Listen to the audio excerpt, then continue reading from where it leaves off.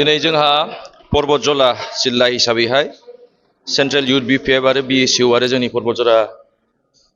Youth BPF बिएसइउ आरो BPF जों मोनसे सावरायनाय थांदों। बिनि एजेन्डायानो जाहैबाय जोंहा बिपिएफ राजनीति दलखौहाय फैगौ एमपि इलेक्सनावहाय आरो जा जेबायदि माने गोरायै दङ आरो बेनिफ्राय आरोबाव माबोरै गोरासिन खालामनो हागोन जों बेनि थाखाय एजेन्डा लानानै जों सावरायदों। आरो परबतजला डिस्ट्रिक्ट हिसाबै जोंहा बिपिएफ राजनीति दला बिराद स्ट्रं जानानै दङ। बिथांमोननि सरकार सालायनायखौ आं थोंजोङै बुंनो थाङा, नाथाय जोङो जेनेरेल रायजो राजा हिसाबै जों जेबायदि मेगनजों नुनो मोनगासिनो दङ बेखिनि बाथ्राखौ आं बुंनो सानदों। जोंनि रायजो राजाया जानजि खाफ्रानांगौनि सम फैबाय। मानो होनोब्ला प्रमद बर' बिथाङाहाय बिडिसि इलेक्सनावहाय परिबर्तननि नाम लानानै दिनै जोंनि रायजो राजाखौ थगायनानै बिथाङा दिनै पावाराव फैदोंमोन। नाथाय पावाराव फैनायनि उनावहाय बिथाङा रायजो राजानि खामानि मावनायखौ रायजो राजायानो नुनो मोनाखै। एबारनि इलेक्सन समावहाय जोंनि रायजो राजायानो जेबायदि जोङो खोनानो मोनगासिनो दङ आरो जों मिथिगासिनो दङ, जोंनि रायजो राजायाहाय प्रमद बर'नि इउपिपिएल सरकारखौ हिसाब लानो थाखाय दिनै जानजि खाफ्रागासिनो दङ। जोंना दिनै आइजोफोराहाय जोंनि बिमा मादैमोनाहाय प्रमद बर'नि इउपिपिएल सरकारखौ हिसाब लानो थाखाय जानजि खाफ्रागासिनो दङ। मानोना बिथाङाहाय दिनै बिटिआर रेकर्डनि उनावहाय जाय बेक्तिया आन्दलन खालामनाय समाव बुंदोंमोन जे 100 फुट गोथौआव जावनानै नायबाबो दिनै जोंनि बर' आयं आबैमोननि हारा मोनगोन होनना बुंदोंमोन, बेबायदि बेक्तियाहाय दिनैहाय पिडिसिनि चिफ जानायनि उनावहाय दिनै माब्रै जोंनि जाय बर' बिमामोना गावनि थै गोलोमदैजोंहाय दिनै मोनसे थुरिनि न' लुनानै बै चिराङाव लुनानै थादोंमोन, बिथांमोननि न'खौ जेबायदि प्रमद बर' बिथाङा सेफायदों, बेनो मोनसे प्रमान जे प्रमद बर'आहाय जों बर' रायजो राजानि थाखायथ' माब्लाबाबो खामानि मावखाया। आरो बेजों लोगोसे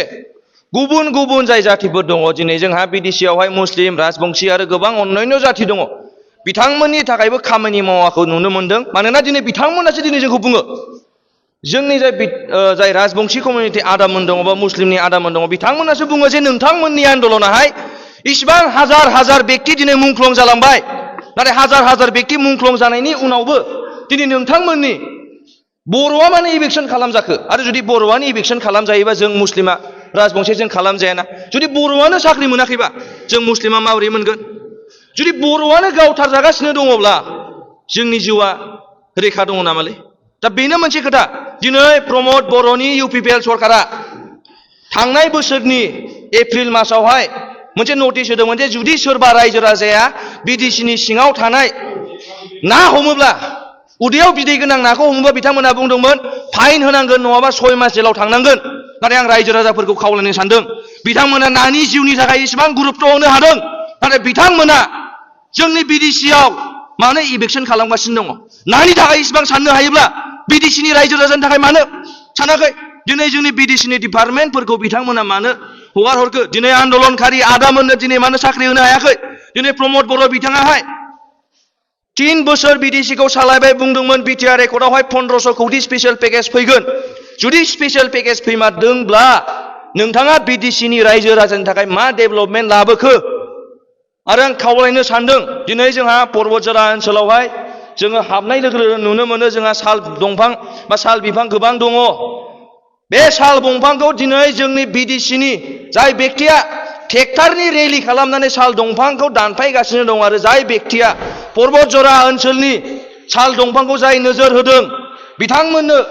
जों परबतजलानि रायजो राजाया दिनै जानजि खाफ्रागासिनो दङ। जुदि सोरबाया बेखौ नोजोर होदोंब्ला बिथाङा सांग्रां जानाया गाहाम। मानो होनबा दिनै परबतजलानि रायजो राजाया जाम्बा नङा। दिनै परबतजला ओनसोलावहाय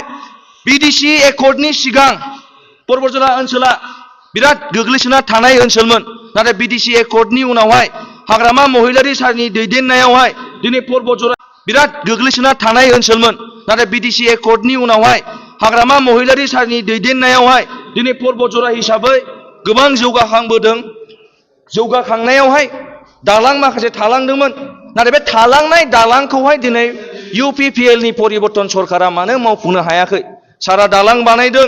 बाजार बानायदों, साब डिभिजन खालामनानै होदों, गोबां डेभेलपमेन्ट खालामना होदों, नाथाय नोंथांमोननि बिटिआर रेकर्ड जानायनि उनावहाय इउपिपिएल सरकारा परबतजलायावहाय मानो दंफांनि दालां मानो बानायबावखो? मानो नोंथांमोना बिटिआर रेकर्ड जानायनि उनावबो मोनसे फाखानि दालां मानो लुनानै होनो हायाखै बेखिनिखौ आं खावलायो जाहाथे जोंनि रायजो राजाया सांग्रां जानांगौ आरो प्रमद बर'नि दैदेननाय UPPL सरकार जे बिथाङा थगाय जोंनि रायजो राजाखौहाय थै सोबख'गासिनो दङ बिनिफ्राय जोंहा रैखाथि मोननांगौ बेनि थाखाय जोंहा जानजि खाफ्रानानैहाय BPF राजनितिक दोलावहाय जोङो सापर्ट खालामनांगौ आरो जों नुनो मोनदों हाजार दिनैहाय UPPL निब्लाबो BJP निब्लाबो आरो लाइमोनफोर फरायफुनाय लाइमोनफोर बा फरायखांनाय लाइमोनफोर बिथांमोना जोंनि BPF राजनितिक दोलाव जयेन जानायखौ जों नुनो मोनदों आरो मोनसे बेनो प्रमान आरो मेसेज जे फैबाय थानाय दिनावहाय जोंनि BPF राजनितिक दोलाहाय आरो पावाराव फैफिनगोनखौ जों नुनो मोनदों। आं मोनसे बाथ्रा फोरमायनो सानदों BTR एकर्डनि उनावहाय बेखौ दसे दोनथ'नानैहाय BDC एकर्ड समावहाय जोंहाबो BLT आदामोन दङ बिथांमोनाबो केस दङमोन नाथाय BDC सुक्ति जानायनि उनावहाय बिथांमोननि केसा जोबजोबदों आरो बिथांमोना जेलाव दंमोन बिथांमोना गजोबदों BLT आदामोनहा दिनै साख्रि मोनदोंमोन BDC एकर्डनि उनाव BLT आदामोनहा साख्रि मोनदोंमोन नाथाय BTR एकर्डनि उनावहाय सासेबो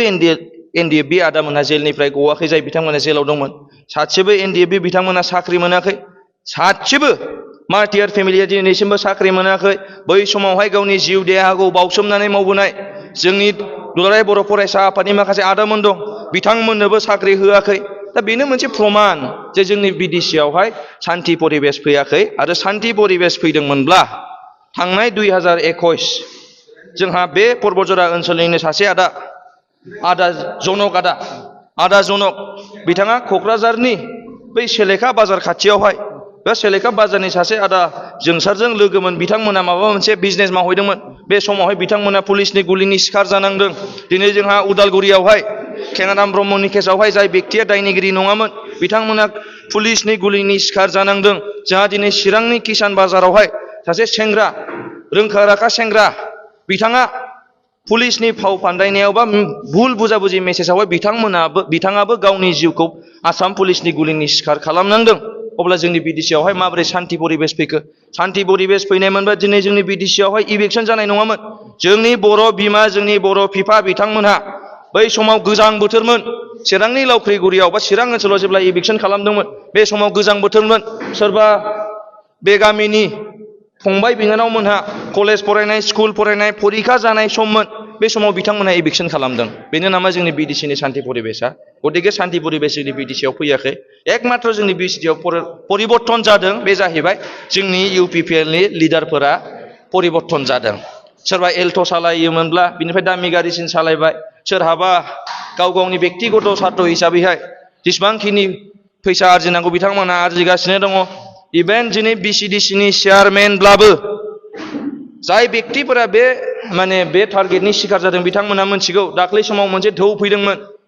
फायखाना होनाय स्किमनि मोनसे धौ फैदोंमोन बे फायखाना स्किमनि धौआव मोनसे सेन्ट्रेलनि स्किममोन बे समाव जोंनि UPPLनि मानगोनां लिडारफोरा बा BCDC लिडारफोरा बिथांमोना 1000 फैसा बिथांमोना फैसा लादों दिनैहाय जों नुनो मोनदों गोबां